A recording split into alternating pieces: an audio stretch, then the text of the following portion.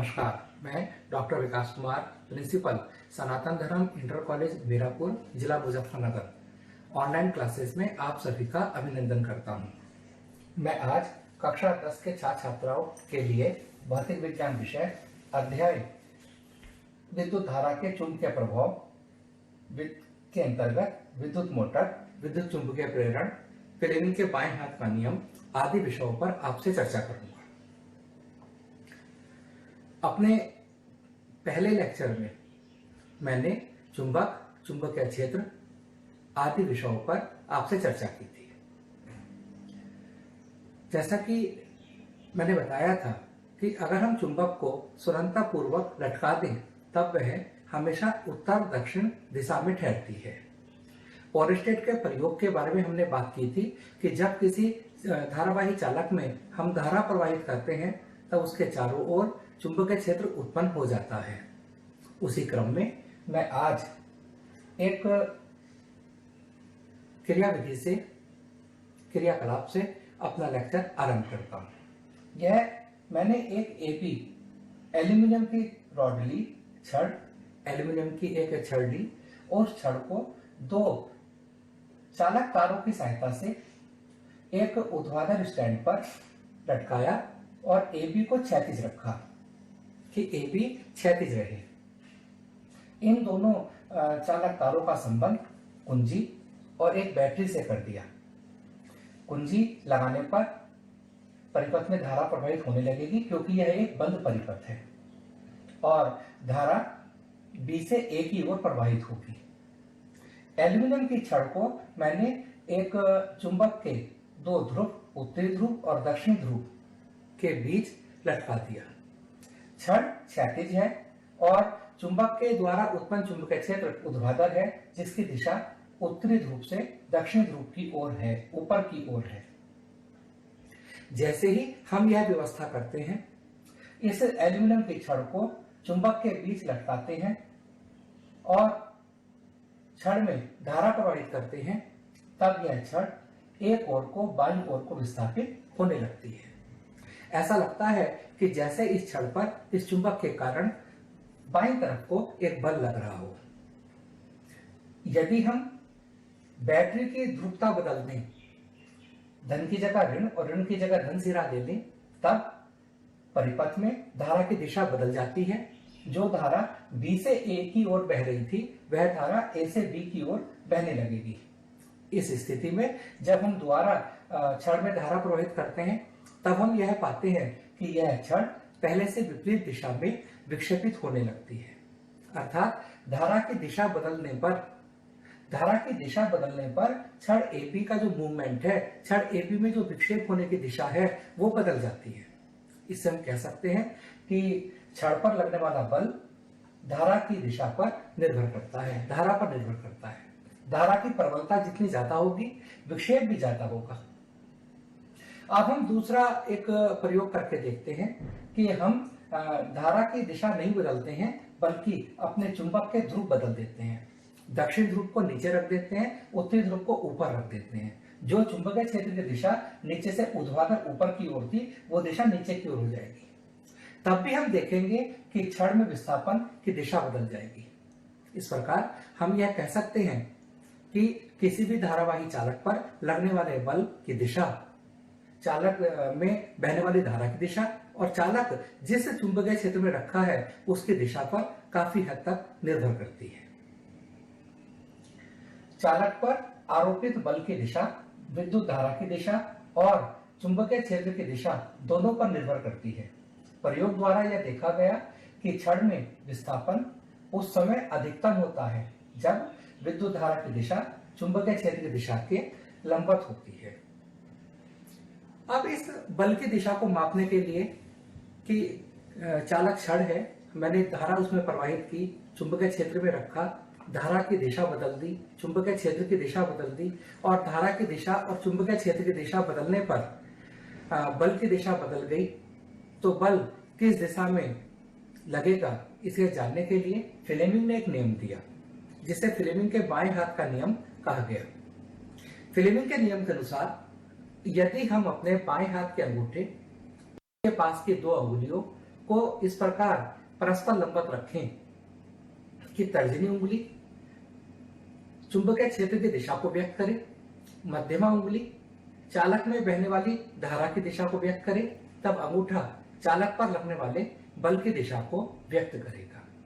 उस बात को मैं समझाता हूं। ये बायां हाथ है और बायां हाथ का अंगूठा, तर्जनी उंगली, मध्यमा उंगली, ये तीनों उंगलियां एक दूसरे के लंबवत हैं। ये तीनों उंगलियां एक दूसरे के लंबवत हैं। यदि तर्जनी उंगली चुंबकीय क्षेत्र की दिशा को व्यक्त करे, मध्यमा उंगली विद्युत धारा की दिशा को व्यक्त करे, तब अंगूठा चालक पर लगने वाले बल की दिशा को व्यक्त करेगा।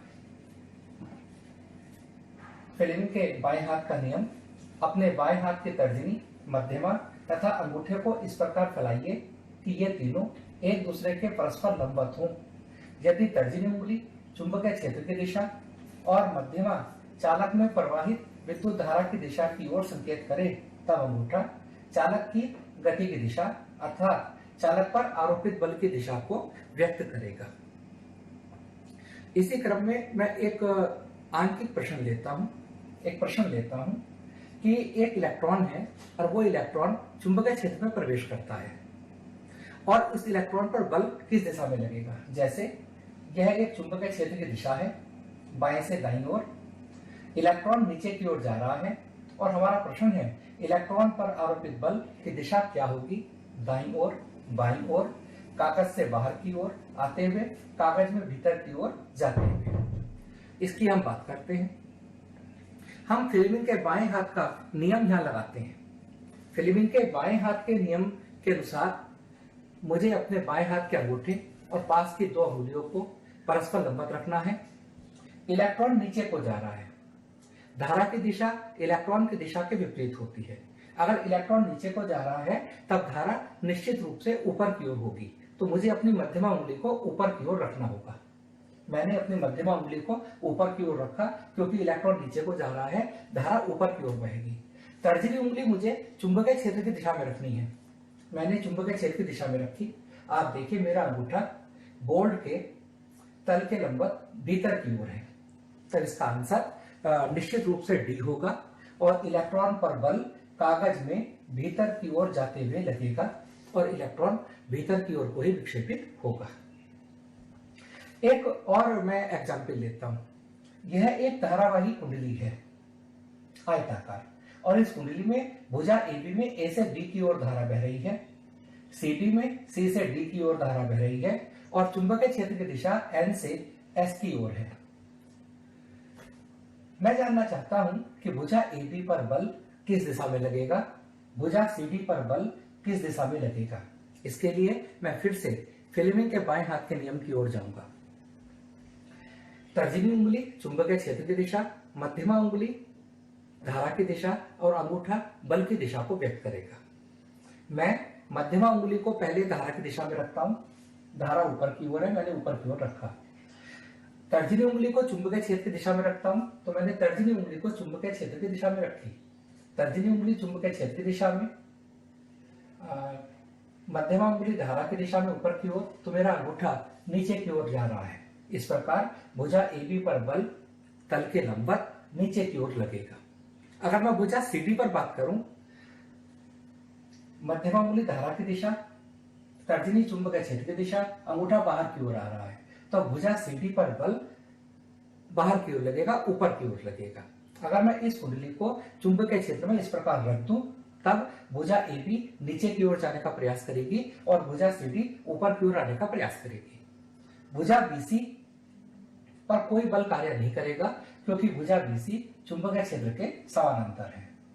जो भुजाएं चुंबकीय क्षेत्र के समानांतर हो धारावाही कुंडली में, उस पर कोई बल कार्य नहीं करेगा। आज मेरे अपने दूसरा टॉपिक है विद्युत मोटर। आज हम जानने का प्रयास करेंगे कि विद्युत मोटर क्या कार्य करता है, विद्युत मोटर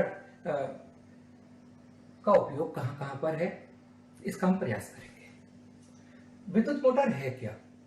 आज हमारी जिंदगी में जितने भी ऑपरेटर्स हैं, चाहे वो पंखा है, फैन, कूलर, अपना MP3 प्लेयर, रेफ्रिजरेटर, कोई भी मिक्सचर, वॉशिंग मशीन, वो सब एक किसी न किसी मोटर उनमें लगा है, मोटर पर आधारित है। हम मोटर से अच्छी तरह परिचित हैं।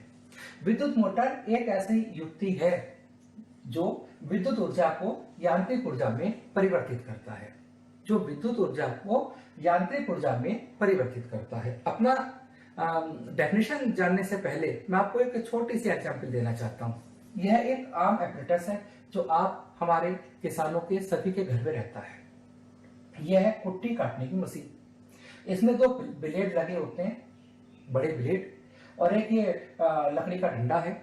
इस लकड़ी के डंडे को घुमाने पर ये ब्लेड घूमते हैं और बीच में एक घास रखने का जो ग्रास होती है, जो हम खेत से लाते हैं, बरसीन, उसके रखने का एक जगह होती है और उसमें रखकर घास को रखकर हम लंबी लंबी घास को रखकर हम कटर को घुमाते हैं हाथ से, और ये हमारा यांत्रिक कार्य है कि हम यांत्रिक कार्य करते हैं।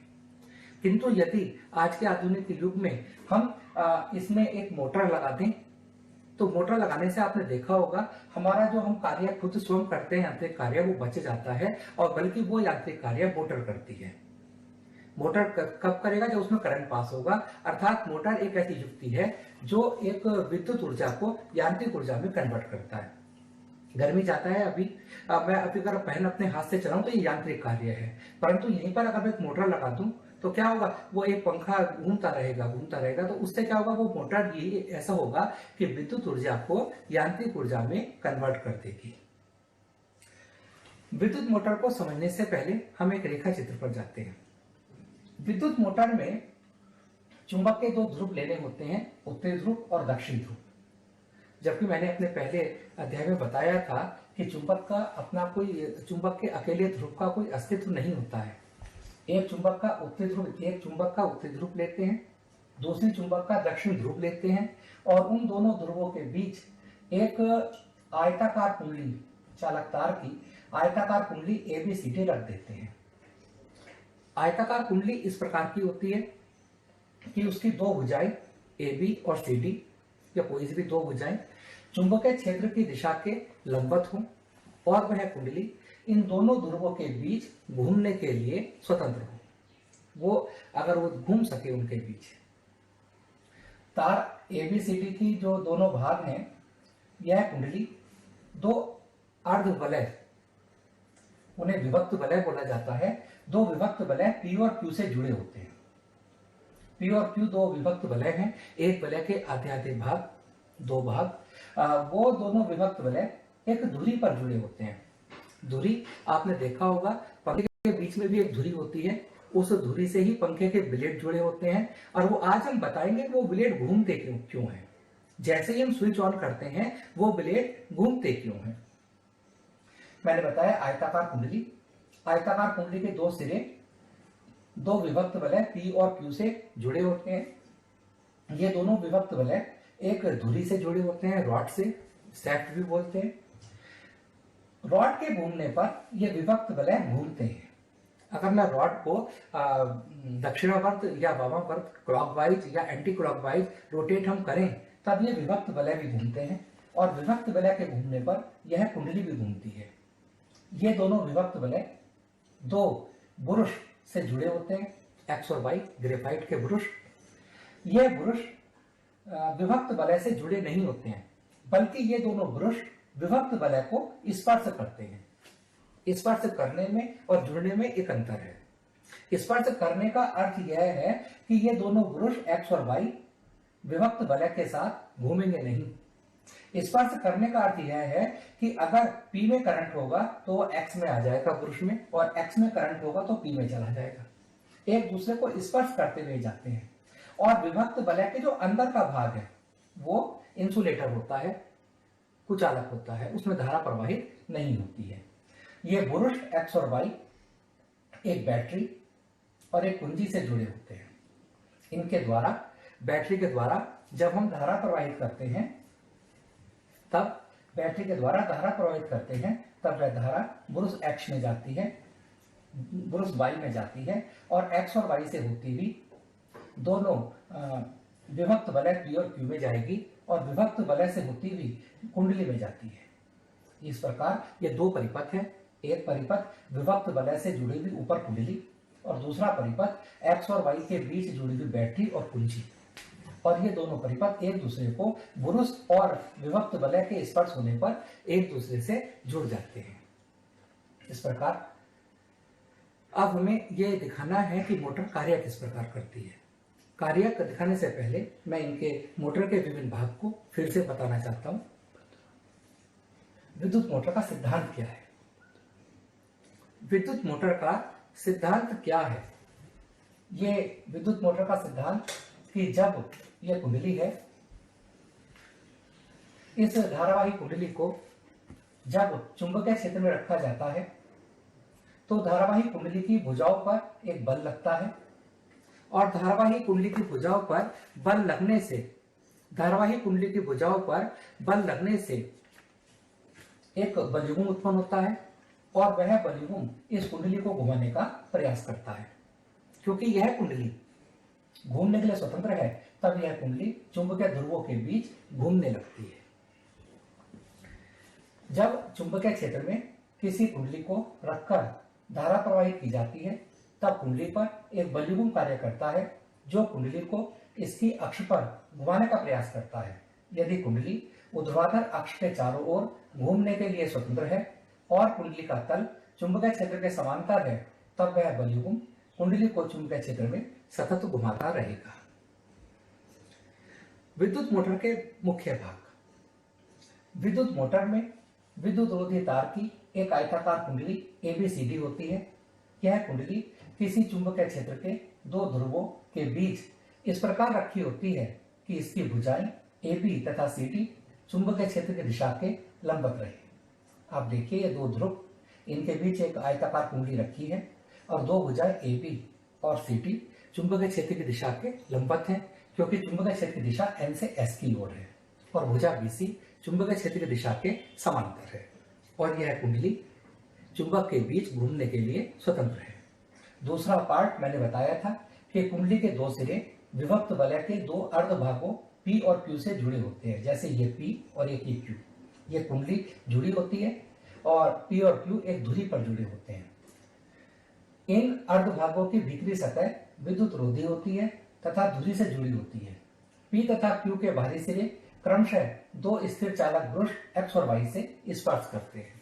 मैं बार बार एक ही बात कहता हूं कि जब कुंडली घूमती है, ये दोनों विभक्त वलय घूमते हैं, किंतु ब्रश नहीं घूमते हैं। ब्रश केवल विभक्त वलय को स्पर्श करते हैं।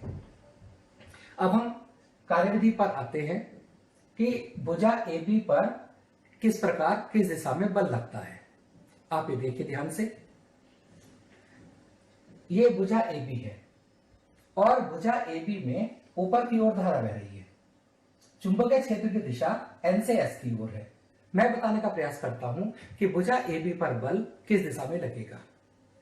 आप ये देखिए, मैंने फ्लेमिंग के बाएं हाथ के नियम का पालन किया।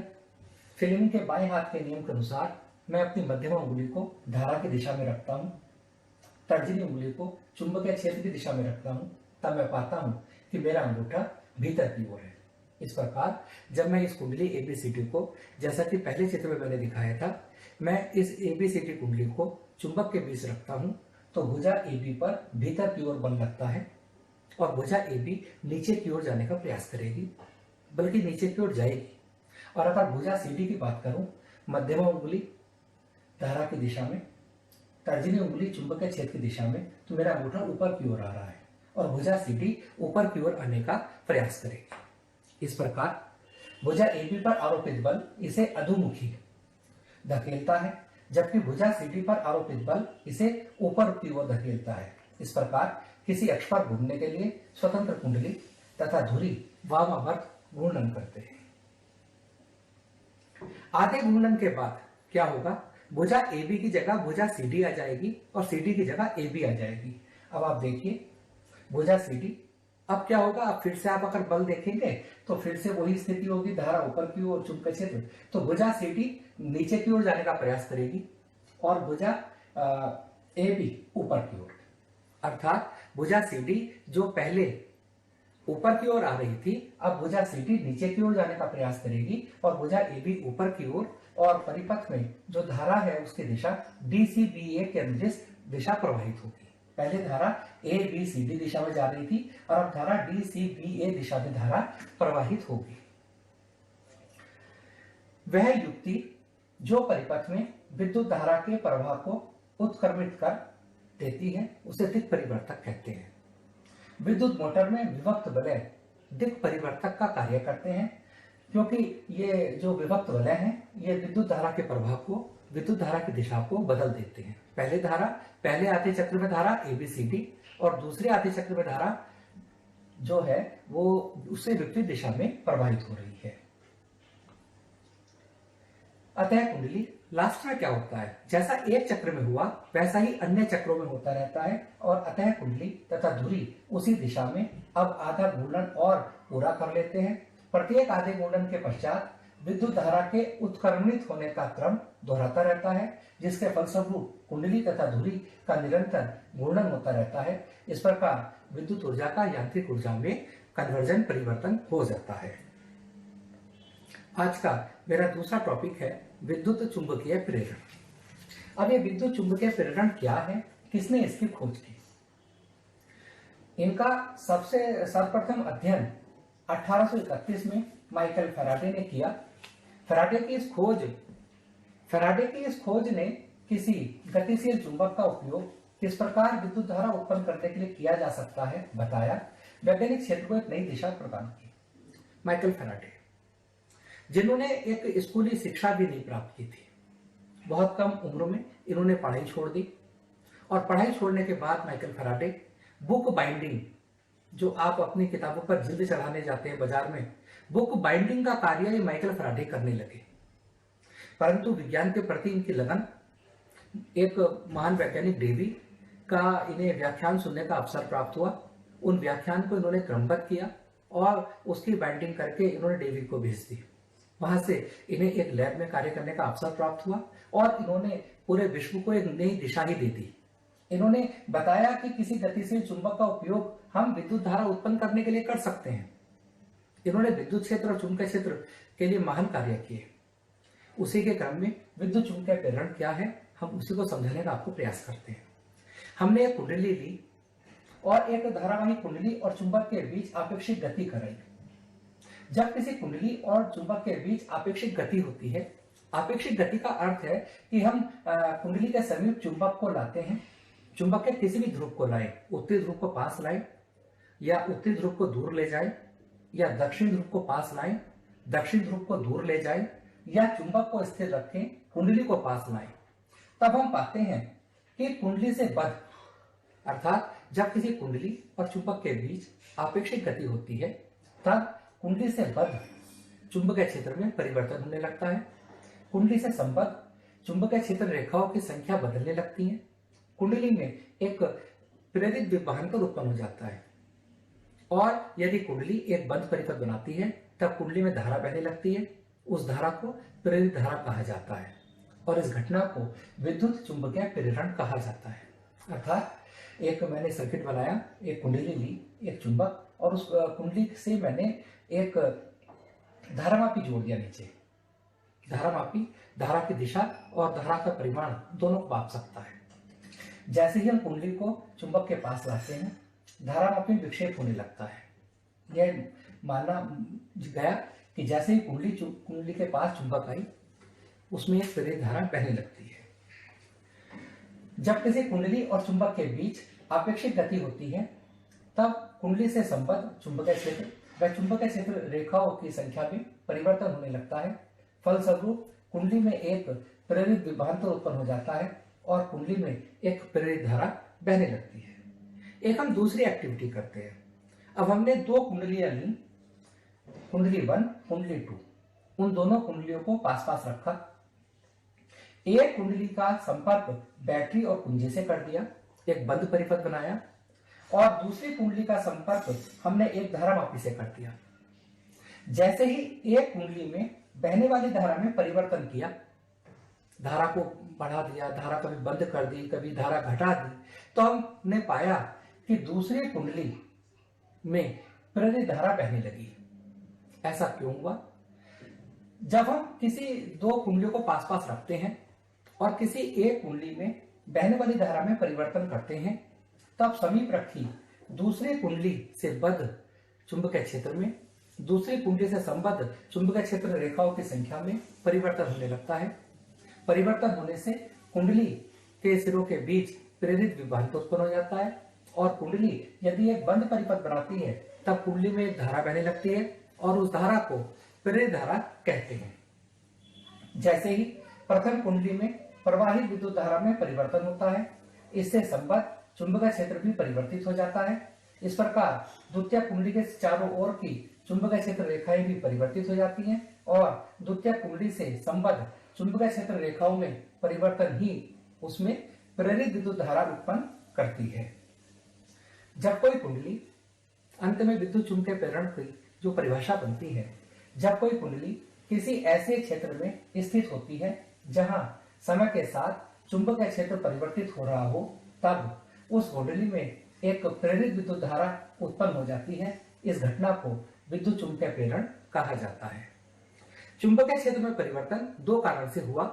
एक तो वह कारण कि जब हमने कुंडली और चुंबक के बीच आपेक्षिक गति कराई तब कुंडली से संबद्ध चुंबकीय क्षेत्र बदल गया, या हमने कुंडली को किसी ऐसी दूसरी कुंडली के पास रख दिया कि जिस कुंडली में धारा परिवर्तन हो सके, तब भी चुंबकीय क्षेत्र में परिवर्तन हो जाता है। अंत में प्रेरित धारा की दिशा हम कैसे ज्ञात कर सकते हैं, उसके लिए फ्लेमिंग ने एक दाहिने हाथ का नियम दिया। उस दाहिने हाथ के नियम के अनुसार यदि हम अपने दाएं हाथ के अंगूठे उसके पास की दो अंगुलियों को परस्पर लंबवत फैलाएं और इस प्रकार लंबवत फैलाएं कि तर्जनी उंगली चुंबकीय क्षेत्र की दिशा को व्यक्त करे, अंगूठा चालक में लगने वाले चालक की गति की दिशा को व्यक्त करे, तब मध्यमा उंगली प्रेरित धारा की दिशा को व्यक्त करेगी। अर्थात अपने दाहिने हाथ के तर्जनी, मध्यमा तथा अंगूठे को इस प्रकार फैलाइए कि ये तीनों एक दूसरे के परस्पर लंबवत हों। यदि तर्जनी चुंबकीय क्षेत्र की दिशा की ओर संकेत करती है, अंगूठा चालक में गति की दिशा की ओर संकेत करता है, तब मध्यमा चालक में प्रेरित विद्युत धारा की दिशा दर्शाती है। इस सरल नियम को फ्लेमिंग के दाएं हाथ का नियम कहा जाता है। जैसा कि मैंने बताया, हमने दाएं हाथ का अंगूठा पास की दो अंगुलियां ली, तर्जनी उंगली चुंबकीय क्षेत्र की दिशा को, अंगूठा चालक की गति की दिशा को व्यक्त करे, तब मध्यमा उंगली चालक में प्रेरित धारा की दिशा को व्यक्त करेगी। इस प्रकार आज हमने विद्युत मोटर की रचना, धारा की दिशा, चुंबकीय क्षेत्र की दिशा बदलने पर लगने वाले चुंबकीय बल की दिशा ज्ञात करना सीखा। प्रेरित धारा कब बहती है, विद्युत चुंबकीय प्रेरण क्या होता है। मैं आशा करता हूं आपको समझ आया हो।